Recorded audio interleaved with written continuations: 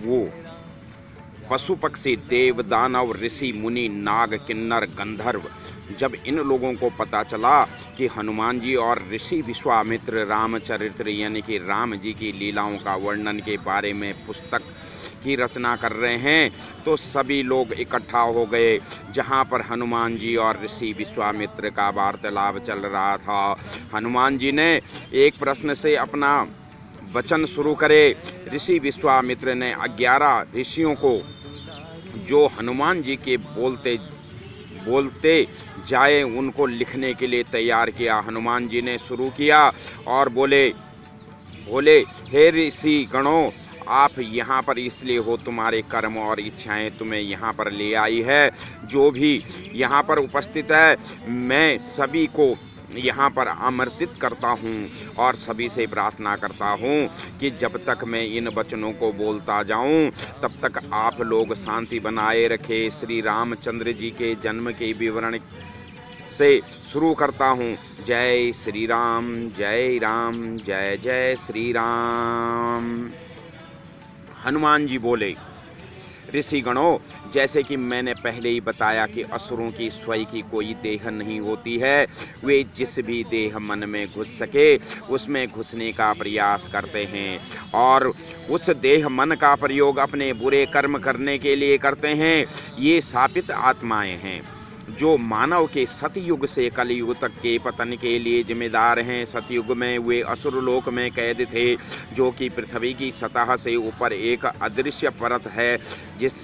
फिर वे असुर लोक से एक एक करके आजाद होना शुरू हुए और मानव लोक में आते गए। यह सिलसिला त्रेता युग से शुरू हुआ, जिसके बाद उनकी मानव लोक में संख्या बढ़ती चली गई। बोलो सियापति रामचंद्र की जय, पवन सुत हनुमान की जय। भक्तजनों, असुर अपने आप में असंगठित होते हैं। असंगठित अवस्था में वे एक दूसरे की ताकत को स्वयं ही काट देते हैं और उनका बुरा असर संसार पर नागरणीय होता है। लेकिन उनका गुरु शुक्लाचार्य, जो भगवान विष्णु का शत्रु है, असुरों की ताकत को संगठित करता है और संसार को बर्बाद करता है। दूसरी ओर भगवान विष्णु असुरों की ताकत को काटकर संसार को बचाते हैं। अगर जरूरत पड़े तो वो स्वयं मानव लोक में अवतार लेकर असुरों की ताकत से लड़ते हैं। बोलो विष्णु भगवान की जय, बोलो सियापति रामचंद्र की जय। भक्तजनों, यही कारण है कि भगवान विष्णु बार बार मानव लोक में अवतार लेते हैं। आगे चलते हैं। त्रेता युग में एक समय पर शुक्राचार्य के असुरों ने लंका नामक एक पूरे राज्य पर कब्जा कर लिया था, अर्थात लंका के हर वासी का देह तथा मन असुरों के द्वारा कब्जा लिया गया था। असुरों का संयुक्त बल दिन भर दिन बढ़ता जा रहा था। उनकी ताकत इस स्तर तक पहुंच रही थी कि केवल भगवान विष्णु ही स्वयं उसे खत्म कर सकते थे। उन्हें राम अवतार लेना था और बहुत जल्दी लेना था। बोलो सियापति रामचंद्र की जय। भक्तजनों, लंका नामक जो देश था उस पे शुक्राचार्य का जो असुर थे, सभी लोगों के अंदर उन्हीं का वास था। उनके मन कर्म वचन और संस्कार, ये सारी चीजों पर असुरों का कब्जा हो गया था। वहीं रावण ने जन्म लिया था। बोलो सियापति रामचंद्र की जय, पवन सुत हनुमान की जय। भक्तजनों, आगे चलते हैं। हे ऋषिगण, जैसे कि मैंने पहले बताया, जीवन को अस्तित्व में आने के लिए 2 चीज़ों की आवश्यकता होती है। एक अस्तित्व का द्रव, दूसरा काल के धागे। भगवान इंद्र जो अस्तित्व के देव हैं, वे पिता में व्याप्त होकर अस्तित्व के द्रव की धारा प्रदान करते हैं। काल देव जो समय के देवता हैं, वे माता में व्याप्त होकर काल के धागों का प्रदान करते हैं। बोलो सियापति रामचंद्र की जय। दोस्तों, धरती दोनों चीजों से बनी है, अस्तित्व के द्रव और समय के धागों से। बोलो सियापति रामचंद्र की जय। सभी भक्तजनों को मेरा आग्रह है, मेरा हाथ जोड़ के प्रार्थना है कि वो इन पाठों को जब सुने तो तब उनकी आत्मा भगवान के करीब होनी चाहिए। बोलो सियापति रामचंद्र की जय। आगे बढ़ते हैं।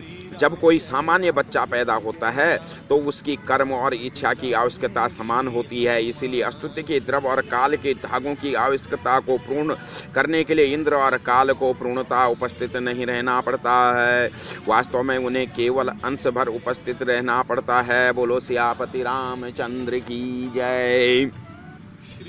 तो भक्तजनों, यहाँ पर जो भी इन अध्यायों को पढ़ेगा उसकी आत्मा को हनुमान जी के या राम जी के या विष्णु भगवान के करीब होनी चाहिए। बोलो सियापति रामचंद्र की जय। आगे बढ़ते हैं। लेकिन भगवान राम के जन्म के लिए उनका पूर्ण उपस्थित रहना आवश्यक था, ताकि एक ऐसा जीवन शुरू हो सके जो विश्व को बदलने वाला था। अगर इंद्रदेव को किसी पुरुष की देह में पूर्णता व्याप्त होना था तो वह पुरुष इंद्रदेव जितना शक्तिशाली होना आवश्यक था। अगर कालदेव को किसी महिला की देह में पूर्णता व्याप्त होना था तो उस महिला का कालदेव जितना योग्य होना आवश्यक था। बोलो सियापति रामचंद्र की जय। भक्तजनों, यहाँ पर पूरे संसार में उस समय दो ही लोग थे जो इंद्र के बराबर बलवान और कालदेव के समान बलवान था। वो थे कौशल्या के राजा दशरथ और रानी कौशल्या। आगे आपको जब ये अध्याय आएंगे तो आपको पता लग जाएगा। इन अध्यायों को सुनने से आपके सारे पापों का नाश हो जाएगा और आप विष्णु लोक को सिधारेंगे। आगे बढ़ते हैं। एक दिन भगवान विष्णु ने उनको विष्णु लोक में बुलाया और बोले, हे इंद्र, हे काल, समय निकट आ गया है कि मैं मानव लोक में अवतारित हो जाऊं। हे इंद्र, उस पुरुष का नाम सुझाओ जो वहां पर मेरी पिता की भूमिका अदा कर सके। हे काल, उस औरत का नाम सुझाओ जो मुझे अपने गर्भ में रखने के योग्य हो। बोलो सियापति रामचंद्र की जय। भक्तजनों, यहाँ पर जो ओरिजिनल रामायण है वो आप तक पहुँच रही है। आपको वही सुनाया जा रहा है जो वाक्य में इस धरा पर होता है। ये वो रामायण नहीं है जो कि बाद में हनु नामक किताब से लिखी गई और लोगों ने उसको तोड़ मरोड़ करके लिख दिया। आगे बढ़ते हैं। इंद्रदेव ने उत्तर दिया, प्रभु, वहाँ पर एक दशरथ नामक पुरुष है जो कौशल्या राज्य के राजा है। उनका अपनी इंद्रियों पर इतना नियंत्रण है जिसकी कल्पना भी नहीं की जा सकती, जिसके फलस्वरूप वे इतने शक्तिशाली बन गए हैं कि वे मेरा सिंहासन भी हिला सकते हैं। इतना शक्तिशाली होने के बावजूद उन्होंने कभी मेरे शासन को चुनौती नहीं दी है। उन्होंने अपनी शक्तियों का प्रयोग केवल अपने राज्य और मानवता की भलाई के लिए किया है। वे ऐसे पुरुष हैं जिनकी देह मेरे पूर्ण आविर्भाव का माध्यम बनने के योग्य है, इसीलिए वे मानव लोक में आपके पिता की भूमिका निभाने के योग्य हैं। बोलो सियापति रामचंद्र की जय। पवन सुत हनुमान की जय। सीता माता की जय। आगे बढ़ते हैं। काल क्या बोलते हैं। कालदेव ने उत्तर दिया, प्रभु, वहाँ पर एक कौशल्या नामक महिला है। वे कौशल्या के राजा दशरथ की पत्नी है। वे जिस तरीके से संसार का अनुभव करती हैं वह सामान्य मनुष्य के कल्पना के भी बाहर है। अगर वे इच्छा करे तो समय को भी रोक सकती हैं। उनका काल पर इतना नियंत्रण है कि वे कभी भी कालदेव के रूप में मेरा स्थान ले सकती हैं, लेकिन उन्होंने कभी मेरे अधिपति को चुनौती नहीं दी। उन्होंने अपनी शक्तियों का प्रयोग केवल अपने राज्य की मानवता की भलाई के लिए किया है। वे ऐसी महिला हैं जिनकी देह मेरे पूर्ण आविर्भाव का माध्यम बनने के योग्य है, अतः वे मानव लोक में आपकी माता की भूमिका निभाने के योग्य हैं। बोलो सियापति रामचंद्र की जय। विष्णु भगवान की जय। भक्तजनों, यहाँ पर मैं जो भी रामायण आपने देखी है या सुनी है या पढ़ी है, उसके अनुसार जो दशरथ है और जो कौशल्या है, उन्होंने तप किया या ध्यान किया, जो कुछ भी किया उसके हिसाब से या उनको श्राप मिला, मगर यहाँ पर ओरिजिनल जो रामायण है उसमें उसका कोई वर्णन नहीं है। यही सत्य है। बोलो, आगे बढ़ते हैं। हे ऋषिगणों, अब मैं आपको समझाता हूँ कि किस योग्यता ने राजा राजा दशरथ को इंद्र जितना शक्तिशाली बनाया और रानी कौशल्या को कालदेव जितना। बहुत कम लोग अपने भाग्य को समय से पहले जानने की कुशलता हासिल कर पाते हैं। राजा दशरथ और महारानी कौशल्या उन्हीं चुनिंदा लोगों में से थे। जब आप अपने भाग्य को समय से पहले जान लो तो आप उन सिद्धांतों को चुनौती दे सकते हो जिनसे यह विश्व चल रहा है। आप इंद्रदेव को भी अपने चरणों में गिरा कर अब आपकी आज्ञा मानने के लिए मजबूर कर सकते हो। आप कालदेव को भी अपना दास बना सकते हो। बोलो सियापति रामचंद्र की जय। इस तरह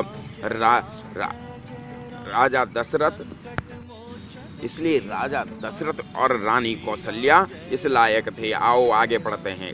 सभी ऋषि भगवान राम के जन्म की कथा सुनने में इतने तल्लीन थे कि उन्हें ये जानने में थोड़ा सा वक्त लग गया कि हनुमान जी ने बोलना बंद कर दिया था और उनके शब्दों का स्थान एक रहस्यमयी सन्नाटे ने ले लिया था। हनुमान जी ऋषिगणों के चेहरे को एक एक करके घूरना शुरू किया। पहले ऋषि विश्वामित्र, फिर ब्राह्मण, फिर उपस्थित जन, फिर होतर और उसके बाद उनकी आंखें यजमान यक्षण पर आकर रुक गई। बोलो सियापति रामचंद्र की जय। पवन सुत हनुमान की जय। दोस्तों यहाँ पर मेरी टिप्पणी है, त्रेता युग में ही पंच मानव का निर्माण हुआ था। जो सबसे बड़ा होता था उसे गुरु कहते थे। उसके बाद वाले को ब्राह्मण, उसके बाद वाले को यजमान, उसके बाद वाले को होतर और उसके बाद वाले को गण। बाद में पंच मानव से ही पंचायत का निर्माण हुआ। इनका मतलब अब मैं आगे आपको बता दूंगा। पंच पुरुष यानी कि पूजा के अंदर जो पूजा शब्द है वही पंच पुरुषों से ताल्लुकात रखता है। वो मैं आने वाले टाइम में आपको बता दूंगा। बोलो सियापति रामचंद्र की जय। पवन सुत हनुमान की जय। आगे वे बोले अक्षण से बोले, हे यजमान, आपने सुबह से कुछ नहीं खाया है और आप पवित्र अग्नि के बहुत ही समीप बैठे हुए हैं। आप बेहोश होने वाले हैं। अक्षणक पवित्र अग्नि से दूर खिसक गया। हनुमान जी बोले, आप अपने भाग्य से नहीं भाग सकते हैं। यक्षणक, मैं आपको आपका भाग्य समय से पहले बता रहा हूँ। आप बेहोश होने वाले हो और उसके बाद जल ग्रहण करने वाले हो। अगर आप भाग्य का उल्लंघन करने में सक्षम हो तो करो। अगर आप ऐसा कर पाए तो इंद्रदेव आपके ऋणी हो जाएंगे। बोलो सियापति रामचंद्र की जय। यहाँ पर हनुमान जी ने जो ऋषि पुत्र अक्षण था उसको यह बात बता दी कि तुम बेहोश होने वाले हो। ये वक्त से पहले उन्होंने बता दिया, क्योंकि अक्षणक जो था उसको नहीं पता था कि मैं बेहोश होने वाला हूँ और उसके बाद पानी पीने वाला हूँ। आगे बढ़ते हैं। अक्षणक ने अपने भाग्य को उल्लंघन करने के लिए क्या किया। अक्षणक कुछ समय क्षण बाद बेहोश हो गया। ऋषि विश्वामित्र ने उसे तुरंत संभाला। उन्होंने तुरंत उसके चेहरे पर पानी छिड़का और उसे होश में ले आए। उसके बाद उन्होंने उसे पीने के लिए पानी का प्याला दिया। उसने तुरंत प्याला अपने होठों से लगा लिया। वह पानी की घूंट भरने ही वाला था कि उसे हनुमान जी के शब्द स्मरण में आए, अगर सक्षम हो तो उल्लंघन करो। उसने पानी का प्याला दूर फेंक दिया। उसके गले में जैसे आग लगी थी। वह चिल्लाया, पानी पानी पानी दो। बोलो सियापति रामचंद्र की जय। भक्तजनों, जो अपना भाग्य है उसको बदलना इतना आसान नहीं है। उसको बदलने के लिए बहुत ही परिश्रम करना पड़ता है। बोलो सियापति रामचंद्र की जय। बोलो विश्वामित्र की जय। आगे बढ़ते हैं। उर्वा तुरंत पानी का एक और प्याला ले आया। जब अक्षणक पानी की घूंट पीने ही वाला था कि हनुमान जी के शब्द ने उसे पुनः शक्ति दी और उसने प्याला गिरा दिया। वह चिल्लाना चाहता था लेकिन उसका गला साथ छोड़ गया। वह रोना चाहता था लेकिन उसकी आंखें सूखी थी। उसको एक और प्याला पानी लाकर दिया गया लेकिन उसने गजब की इच्छा शक्ति का परिचय दिया और उस प्याले को भी फेंक दिया। वह रेंग कर उस स्थान पर गया जहां मिट्टी गीली थी और उसने चेहरे को मिट्टी में गाड़ दिया। सभी ऋषिगण उसका दर्द महसूस कर रहे थे, लेकिन हनुमान जी अपने आसन पर उदासीन थे। बोलो हनुमान जी की जय, सियापति रामचंद्र की जय, पवन सुत हनुमान की जय, विष्णु भगवान की जय, सीता माता की जय। आगे बढ़ते हैं। अक्षणक ने तब तक अपनी प्यास का प्रतिरोध किया जब तक कि उसकी प्यास मर नहीं गई।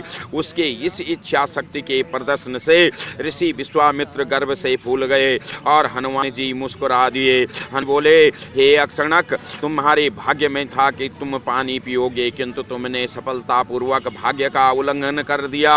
तुमने ऐसा करके इंद्रदेव को अपना ऋणी बना दिया। मैं बताता हूँ कैसे। बोलो सियापति रामचंद्र की जय। मगर हमें अपना भाग्य पहले जानना चाहिए भक्तजनों, इसके लिए बहुत जरूरी है। जो कामयाबी दशरथ में थी वो आप और हम में भी आ सकती है, मगर उसके लिए आपको आगे बताऊंगा। आगे चलते हैं। हम जो कुछ भी अपनी इंद्रियों द्वारा ग्रहण करते हैं वह असल में स्तुति का द्रव्य है। फिर चाहे वो खाना हो जो हम खाते हैं, प्राकृतिक दृश्य हो जिससे देखकर हम आनंदित होते हैं, मधुर ध्वनि हो जिससे हम सुनते हैं, आदि आदि और सब भगवान विष्णु के स्वामित्व में आता है। और इस सब को हर किसी को उचित रूप से वितरित करने की जिम्मेदारी इंद्रदेव की है। आपके भाग्य में जो भी है आपको वे प्रदान करते हैं। जो पानी पीना आपके भाग्य में लिखा था उसको अस्वीकार जब आपने किया, तब इंद्रदेव एक न्याय संगत वितरक के रूप में अपना कर्तव्य निर्वाह करने में असफल हो गए। अब वे आपके ऋणी हो गए हैं, इसीलिए उन्हें उसके लिए आपको हरजाना के रूप में कुछ देना पड़ेगा। बोलो सियापति रामचंद्र की जय, पवन सुत हनुमान की जय, विष्णु भगवान की जय, लक्ष्मी माता की जय। आगे बढ़ते हैं भक्तजनों। पानी अस्वीकार करना एक सामान्य सा कार्य है। अगर आप ऐसा ही अपने भाग्य का उल्लंघन करते रहो और जो भी आपके भाग्य में है उससे अस्वीकार करते रहो तो आप इंद्रदेव के उनके कार्य करने की अक्षमता पर सवाल या निशान लगा दोगे। फिर जो भी आपने अस्वीकार किया है उसका हर्जाना देने के लिए वे आपके समक्ष प्रकट होंगे और आपसे प्रार्थना करेंगे कि आप उनसे कुछ मांगो। अगर आप उनका हर्जाना भी अस्वीकार कर दो तो उनका पद खतरे में पड़ जाएगा। भगवान विष्णु उनका कड़ा संज्ञान लेंगे और इंद्र के कार्य के लिए किसी बेहतर व्यक्ति को ढूंढेंगे। अगर आप इंद्र बनने में सक्षम हो तो आप भी इंद्र का पद ले सकते हो। बोलो सियापति रामचंद्र की जय, पवन सुत हनुमान की जय। आगे बढ़ते हैं भक्तजनों, यहाँ पर एक छोटी टिप्पणी मैं आपको दूंगा। यही कारण है कि इंद्र हमेशा डरा डरा सा रहता है कि कोई ऋषिगण या कोई भी देव दानव असुर उसके जो पद है, जो उसका राज है, कोई उसको ना छीन ले। अभी यहाँ पर एक टिप्पणी है। यही कारण है कि लोग जो तरीका लोगों ने इस युग में चलाया है कि व्रत लेंगे तो व्रत लेने से हमारी कामनाएं पूर्ण हो जाएंगी, जिस कारण लोग व्रत लेते हैं। यही कारण है कि भोजन न लेने का व्रत रखने से इच्छा पूर्ति में सहायता मिलती है। जब आप अपने भाग्य में लिखा भोजन नहीं करते हैं तो इंद्रदेव आपके ऋणी हो जाते हैं और आपको हर्जाने के रूप में वही देते हैं जो आप व्रत तोड़ते समय इच्छा कर रहे होते हैं। बोलो सियापति रामचंद्र की जय, इंद्रदेव की सदा ही जय, विष्णु भगवान की जय, माता लक्ष्मी की जय, सभी भक्तजनों की जय, सभी संतों की जय। आगे बढ़ते हैं भक्तजनों। आप निश्चय ही इंद्र का पद लेने के लिए सक्षम नहीं हो, लेकिन राजा दशरथ अवश्य ही थे, लेकिन उन्होंने इंद्र के अधिपति को कभी चुनौती नहीं दी। हाँ, वे अपने भाग्य का उल्लंघन प्राय करते थे, लेकिन जब इंद्रदेव उनसे हर्जाना स्वीकार करने की प्रार्थना करते थे तो वे हर्जाना स्वीकार कर लेते थे। कौशल्या राज्य में यह आम बात थी। राजा दशरथ अपने भाग्य का उल्लंघन करते और इंद्रदेव प्रकट होकर कहते, हे रघुवंशी राजन, आपने अपने भाग्य का में जो लिखा था उससे स्वीकार न करके मुझे अपना ऋणी बना दिया, अथवा मुझे आपको हर्जाना देना पड़ेगा।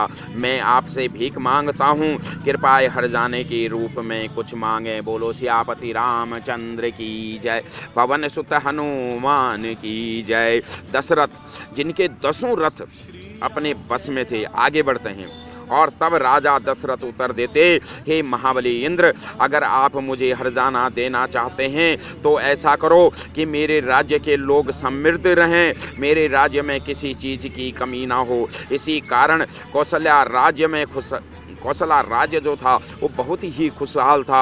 हे ऋषिगणों, मैं आपको एक उदाहरण दूंगा जिससे आप ये जान जाओगे कि राजा दशरथ कैसे महान पुरुष थे।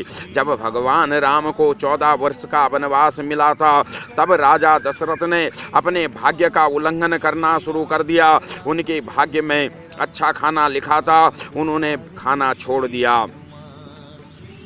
उनके भाग्य में लिखा था कि भगवान राम के वापसी तक वे राज्य करेंगे, लेकिन उन्होंने वह अस्वीकार कर दिया।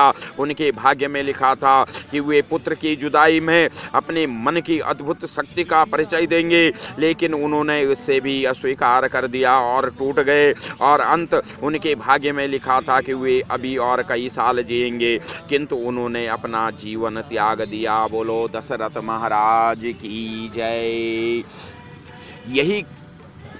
इसीलिए उन्हें 10 रथ कहा जाता था, क्योंकि उनके अपने शरीर के 10 रथ जो है वो अपने बस में थे। मैं आने वाले टाइम में आपको इन्हीं 10 रथों के बारे में बताऊंगा, जिन पर आप अपना अधिकार जमा करके भगवान इंद्र को भी अपने सामने घुटना टेकने के लिए मजबूर कर सकते हैं। भक्तजनों आगे बढ़ते हैं। जब उन्होंने अपना देह त्याग कर दिया, इंद्रदेव उनकी आत्मा से बोले, हे रघुवंशी, आपके भाग्य में जो लिखा था उसे अस्वीकार करके आपने मुझे बहुत ऋणी बना दिया है। मैं आपसे प्रार्थना करता हूँ, कृपया मुझसे हर्जाना स्वीकार करें। इस बार राजा दशरथ ने मांगा, हे महाबली इंद्र, मेरा पुत्र 14 साल के लिए बन गया है। वन में जीवन बहुत ही कठिन है। कई बार पानी की झलक तक पाने के लिए मीलों चलना पड़ता है। कई बार खाने के लिए सूखे पत्ते भी नहीं मिलते।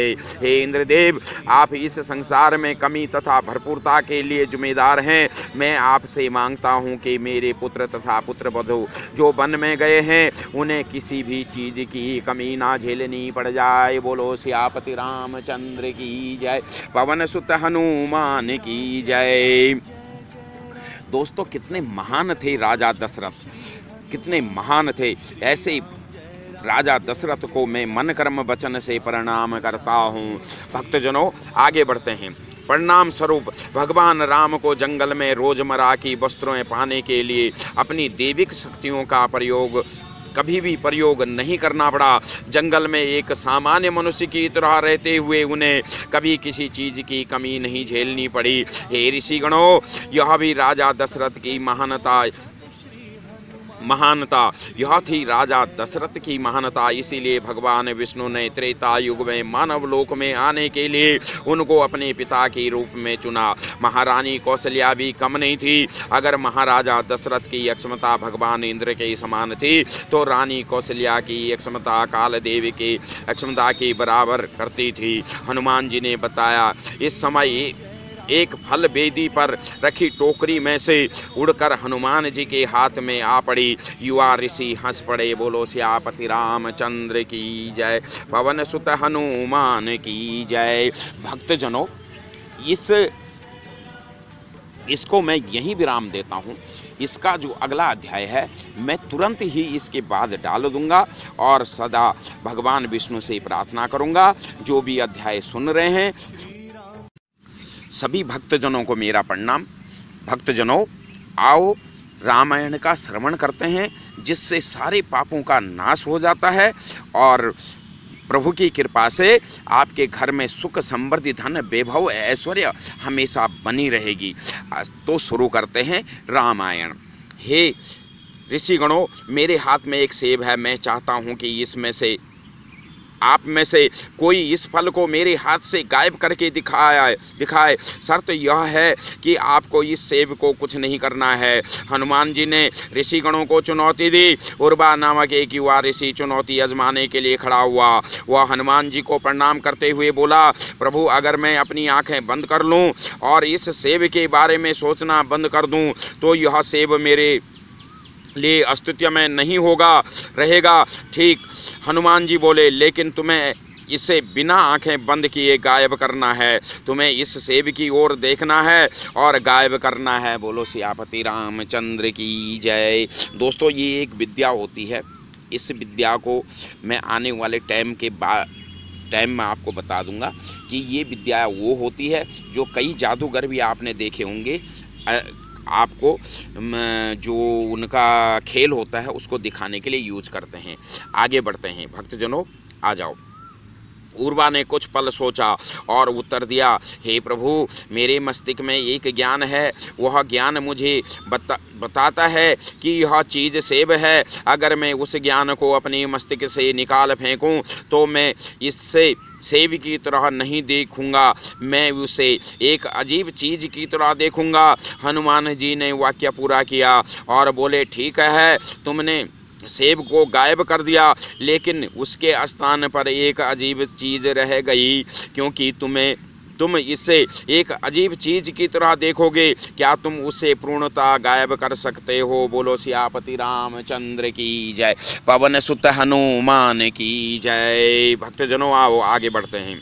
हाँ प्रभु, उर्वा ने उत्तर दिया, मेरे मस्तिष्क में एक ज्ञान है जो मुझे किसी वस्त्र, अवस्त्र, ठोस और गैस, रंगीन, बेरंग आदि आदि फर्क करना सिखाता है। अगर मैं अपने मस्तिष्क से वह ज्ञान निकाल दूं तो मैं हवा और उस सेब नामक ठोस वस्त्र में फर्क भूल जाऊंगा, अर्थात मेरे लिए वह वस्त्र गायब हो जाएगी। बहुत अच्छा। हनुमान जी ने उर्वा की प्रशंसा की और बोले, हे ऋषिगणों, देखो यह क्या हो रहा है। उर्वा का भाग्य है कि वह इस समय मेरे हाथ में सेब देखे। इंद्रदेव ने यह सेब उर्वा की आंखों के आगे लाकर अपना कार्य पूरा कर दिया है। उर्वा की आंखें खुली हैं, लेकिन वह इस सेब को नहीं देख पा रहा है। वह अपने भाग्य का उल्लंघन कर रहा है, लेकिन इंद्रदेव को इसके लिए दोषी नहीं ठहराया जा सकता है, क्योंकि उन्होंने तो अपना काम पूरा कर दिया। तो उसके लिए जिम्मेदार कौन है? बोलो सियापति रामचंद्र की जय।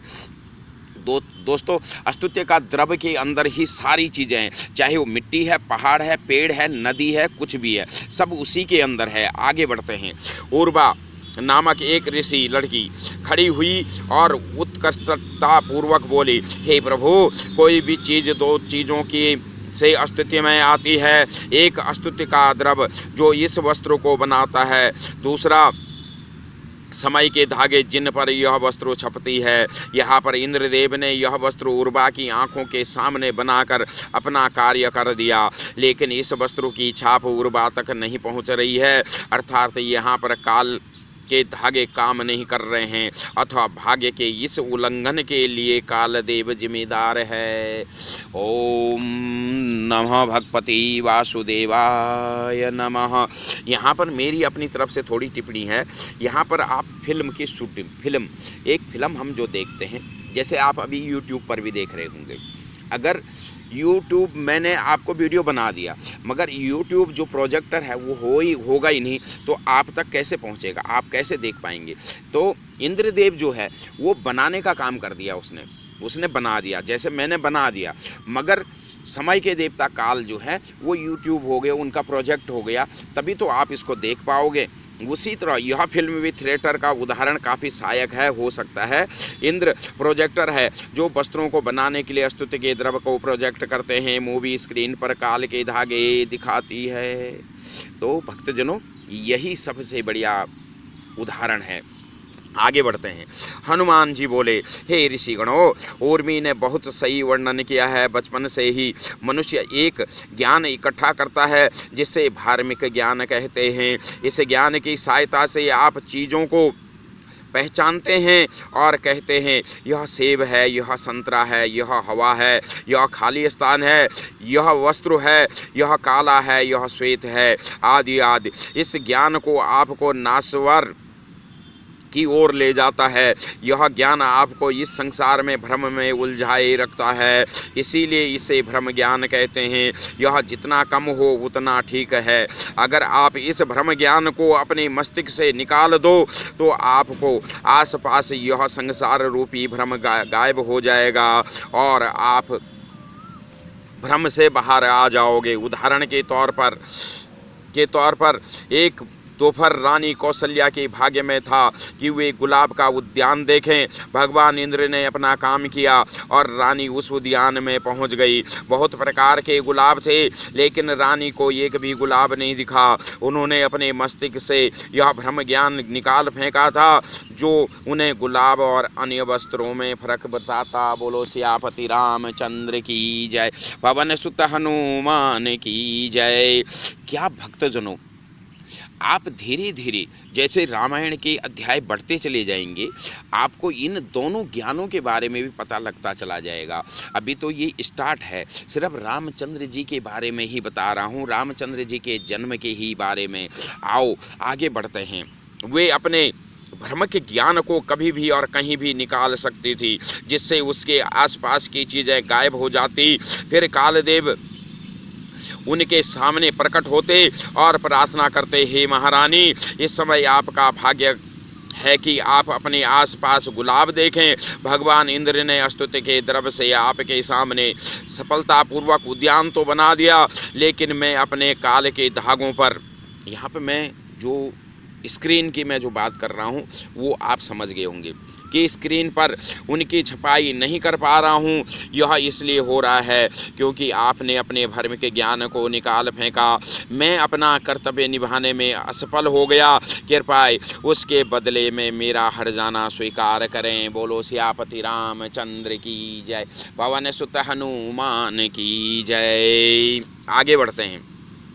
हे ऋषिगणों, अगर रानी कौशल्या चाहती तो वे कालदेव के अधिपति को चुनौती दे सकती थी। भगवान शिव इस बात का संज्ञान लेते कि उनके प्रबंधक कालदेव सही से काम नहीं कर पा रहे हैं। कालदेव जिन काल के धागों का प्रबंधक करते हैं उनके स्वामी शिव हैं, और फिर वे कालदेव के पद पर किसी और को नियुक्त करते।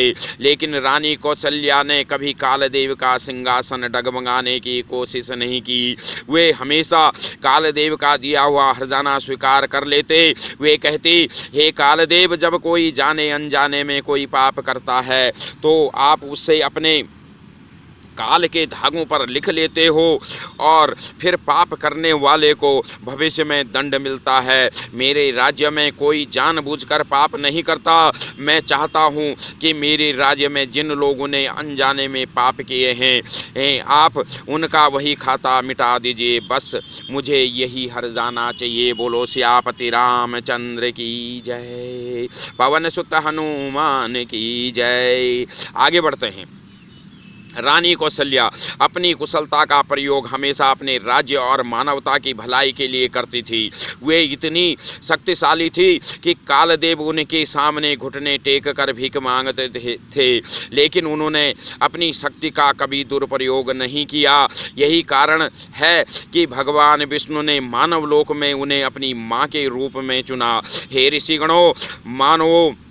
ऋषिगण मानो, भगवान राम के जन्म के लिए यह आवश्यक था कि इंद्रदेव पिता दशरथ में अपना पूर्ण आविर्भाव करते और कालदेव माता कौशल्या में अपना पूर्ण आविर्भाव करते। जब शुक्लाचार्य को पता चला कि भगवान विष्णु मानव लोक में आने की सोच रहे हैं तो उन्होंने राम जी के जन्म को रोकने के लिए अपने प्रयास आरंभ कर दिए। ऐसे करने का एक ही तरीका था, काल अथवा इंद्रदेव का ध्यान भटका कर रखना, ताकि वे क्रम माता और पिता में अपना पूर्ण अनुभव न कर पाए। बोलो सियापति रामचंद्र की जय, पवन सुत हनुमान की जय।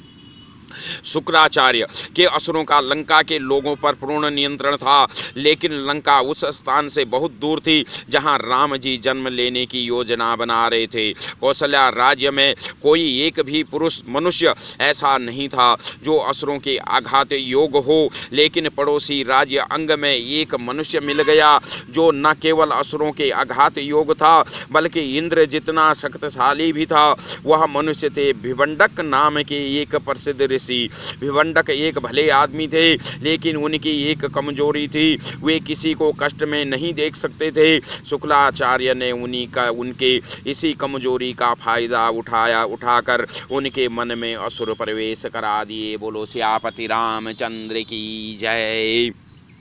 भक्तजनों, हमारी कमजोरी क्या होती है? हम किसी पे दया करते हैं, किसी को कष्ट में नहीं देख सकते हैं, किसी को दुखी नहीं देख सकते हैं, या खुद को भी कष्ट या दुख होता है तो हम दुखी हो जाते हैं, जिस कारण हमारे ऊपर असुरों का जो सबसे ज़्यादा अटैक होता है वो इसी कारण होता है। आगे बढ़ते हैं। शुक्राचार्य ने एक बूढ़े मनुष्य के रूप में भिवंडक के आश्रम में प्रवेश किया।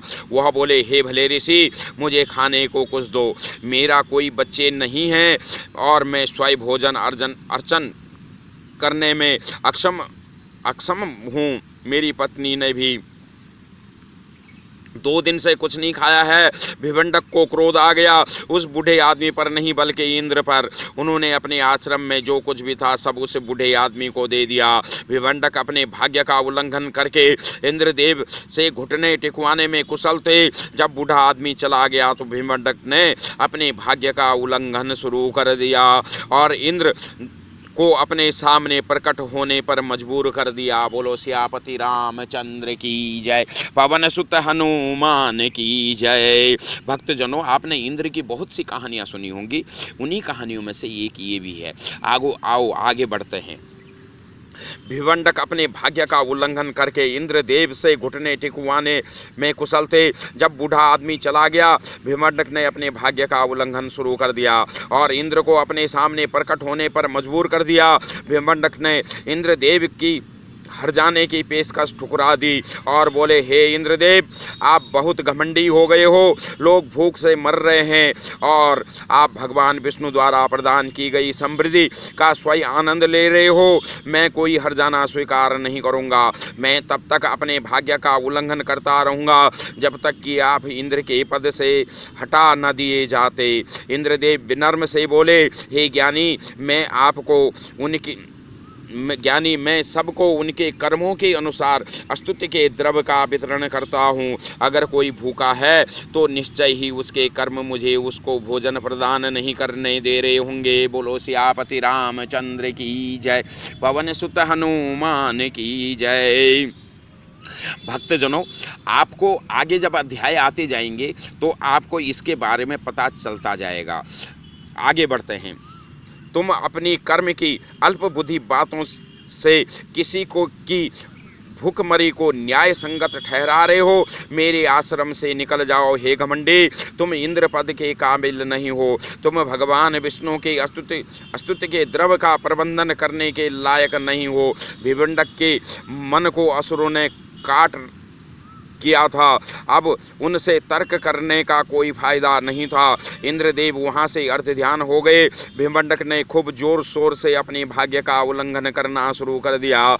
इंद्रदेव ने कई बार उनको हर जाने की पेशकश की, लेकिन उन्होंने मना कर दिया। इंद्रदेव इस सब को कुछ दिन और बर्दाश्त कर सकते थे, लेकिन ऐसे समय में जब भगवान विष्णु मानव लोक में अवतारित होने की तैयारी कर रहे हों और इंद्रदेव के पूर्ण अनिवार्य का कभी भी बुलावा आ सकता हो, तब भिवंडक द्वारा की जा रही इन विद्रोह गतिविधियों को सहन करने का कोई कारण नहीं था। बोलो सियापति रामचंद्र की जय।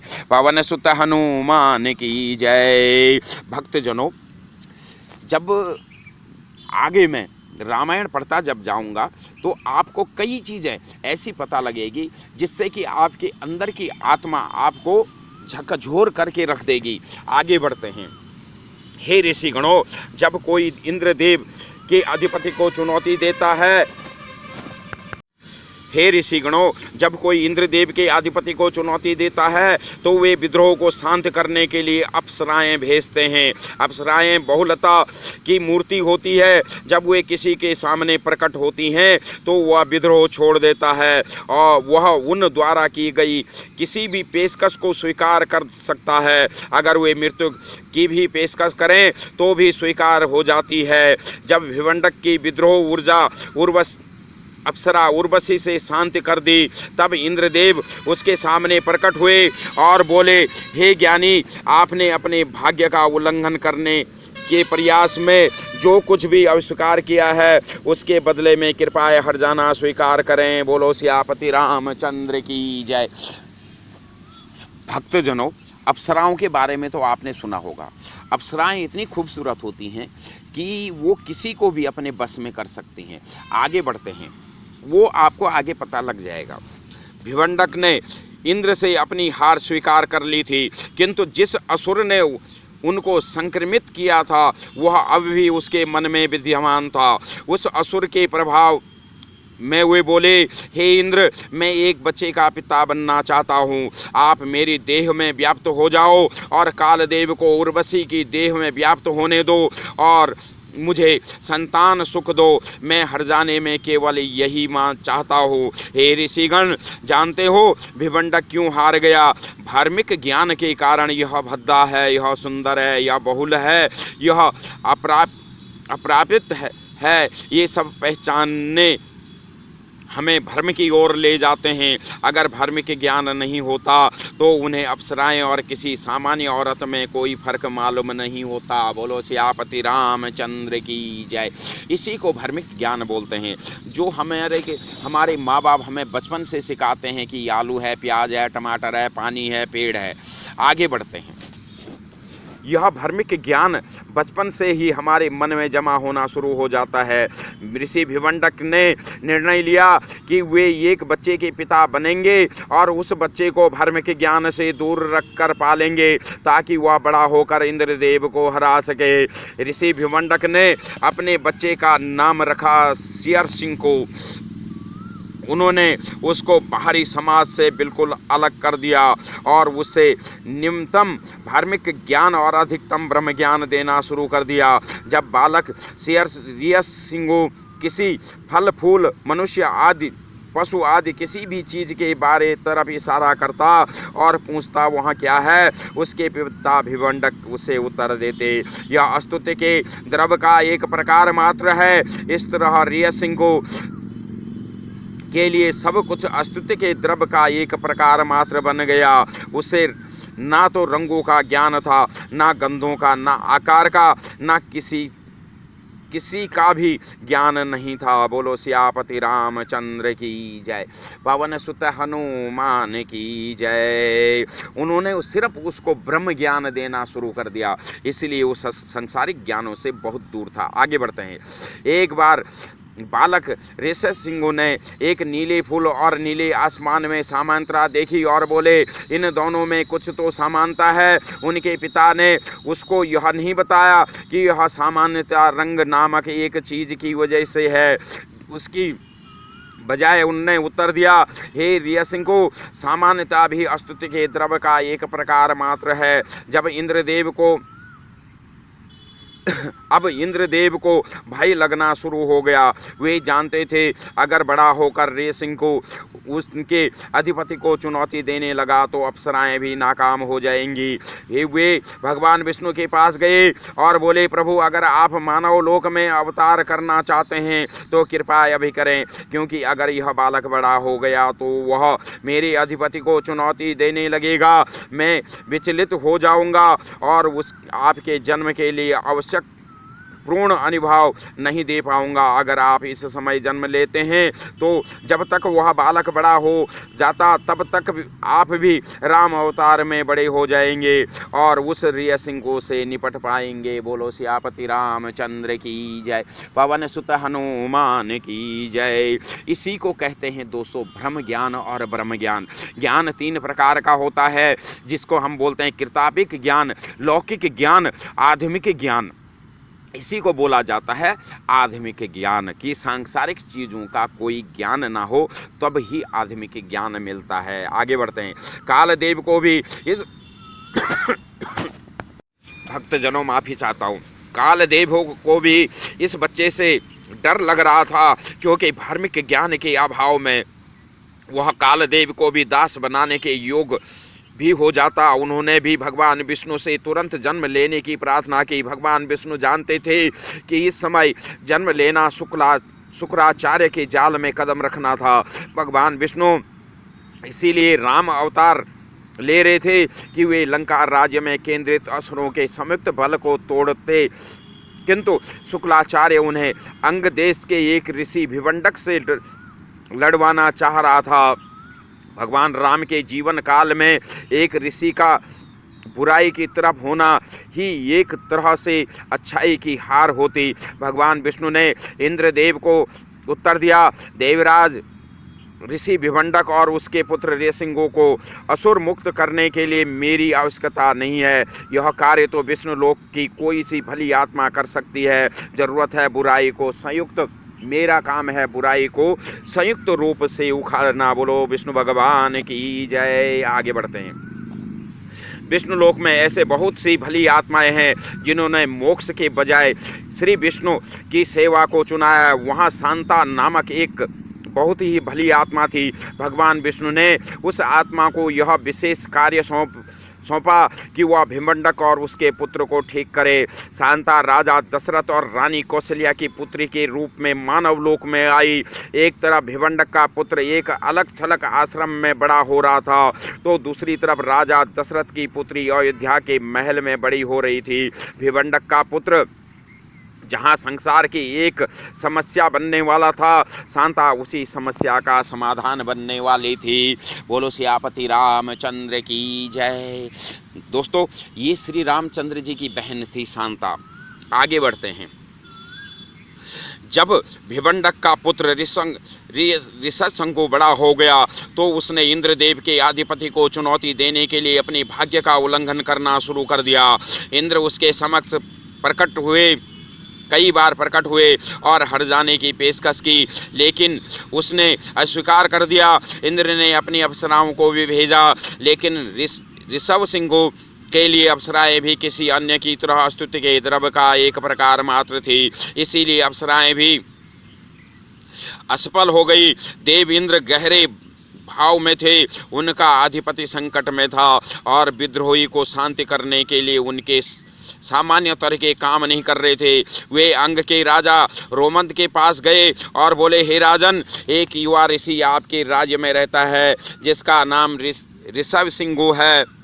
वह मेरे कर्तव्य का पालन में विघ्न डाल रहा है। बोलो सियापति रामचंद्र की जय। अब इंद्रदेव को और समय के देवता काल को डर लगने लग गया। भक्तजनों, जब आगे अध्याय आएंगे तो आपको इनसे संबंधित सारे ज्ञान आपको मिल जाएंगे। अभी आप कहीं भी पर भी कोई से चीज़ में भी मतलब ये मत सोचना कि ये पूर्ण ज्ञान है। आगे बढ़ते हैं।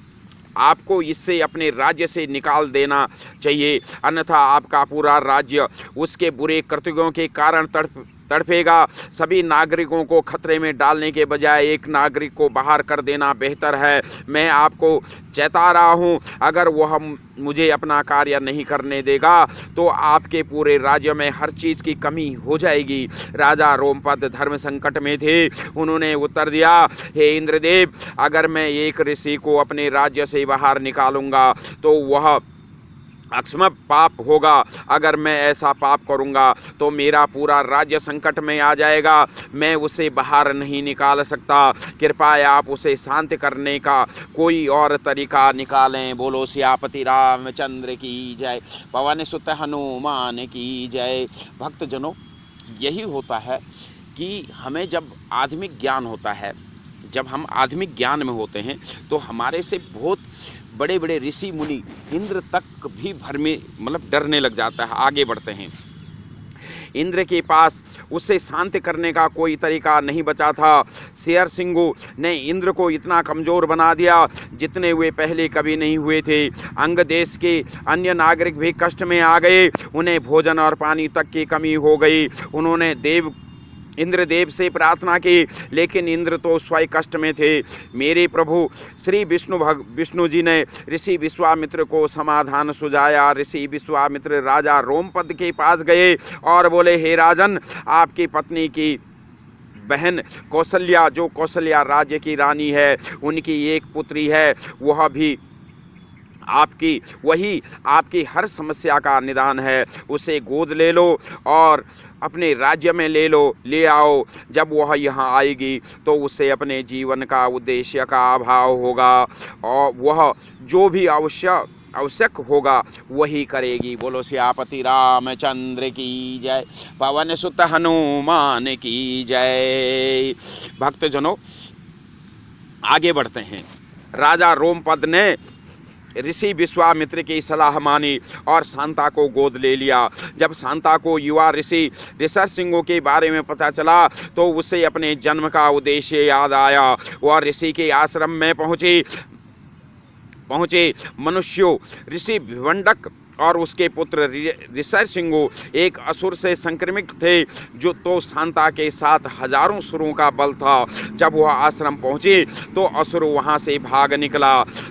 जब ऋषि भिवंडक और ऋषसिंह असुरों से मुक्त हो गए, उन्हें अपनी गलती का आभास हुआ। उन्होंने इंद्रदेव से क्षमा मांगे। जब ऋषसिंह ने पूछा गया कि वे हर जाने के रूप में क्या चाहते हैं, तो उन्होंने कहा, हे इंद्रदेव, अंग देश में संपत्ति पुनः स्थापित हो, कोई भी किसी प्रकार की कमी के कष्ट से ना भुगते। बोलो सियापति रामचंद्र की जय, पवन सुत हनुमान की जय। दोस्तों भक्तजनों, यही होता है सुर और असुरों का बल। सुर हमेशा कुछ देर के लिए बलवान हो सकता है, मगर असुर कुछ देर के लिए बलवान हो सकता है, मगर सुर हमेशा ही बलवान रहता है। आगे बढ़ते हैं। जब ऋषि भिवंडक और ऋषसिंह असुरों से मुक्त हो गए, उन्हें अपनी गलती का आभास हुआ। उन्होंने इंद्रदेव से क्षमा मांगी। जब ऋषसिंह ने, यही सबसे बड़ी बात होती है, देव अंग देश में सम्मिलित पुनः स्थापित हो विवाह। अब यहाँ पर शांता जो है, शांता ने ऋषसिंह को न केवल असुरों से मुक्त करवाया, अपितु उससे विवाह करने का भी निर्णय लिया, ताकि शुक्लाचार्य कभी भी उसके समीप भी ना आ सके। ऐसे करके शांता ने अपने जीवन का उद्देश्य पूर्ण किया। अब इंद्रदेव और कालदेव को कोई समस्या नहीं थी। अब वे भगवान राम के जन्म के लिए पूर्ण उपलब्ध थे। बोलो सियापति रामचंद्र की जय। भक्तजनों, यहाँ पर अब रामचंद्र जी जो है वो कौशल्या माता के गर्भ में आ जाते हैं, और कौशल्या माता जो है उनके साथ ही जो 3 और राजकुमार होते हैं, यानी कि लक्ष्मण, भरत, शत्रुघ्न, तो ये लोग भी अपनी अपनी माता के गर्भों में आ जाते हैं।